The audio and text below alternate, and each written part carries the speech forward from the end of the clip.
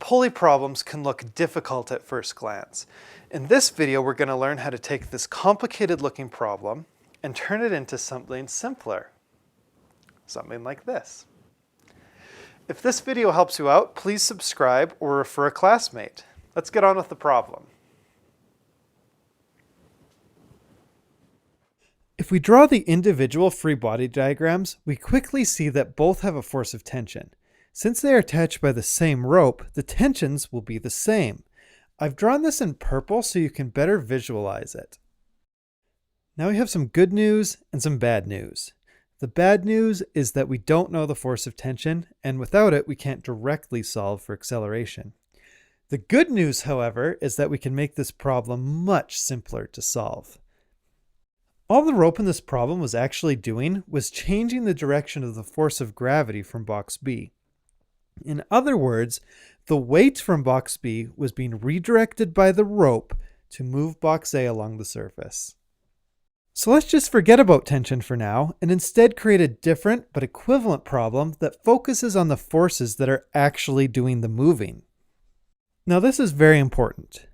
Just because the rope redirects the weight of B does not mean that the weight and tension are equal.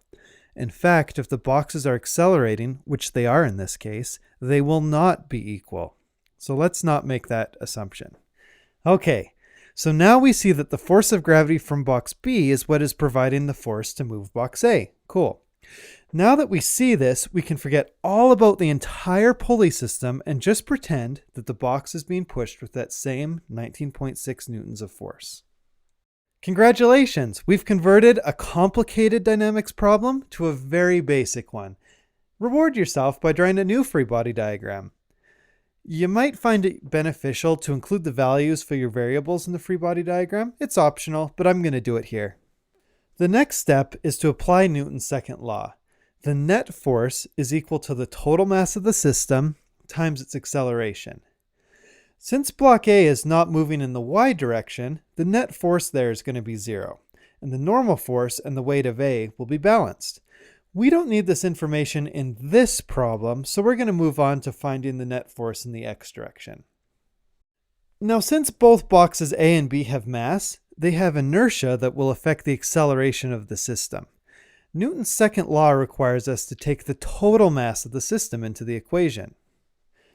The next step is to find the net force. Since we don't have any friction or other forces, the only force we need to include is that 19.6 newtons, or the force of gravity from mass B.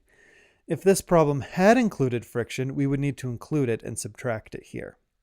Lucky for us, we don't. And that's pretty much it. Now we just need to solve for acceleration, put the numbers into our calculator, and voila!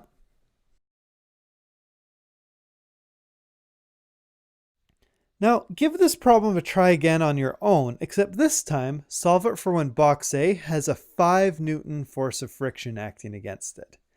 Let me know how it goes. I'll see you later.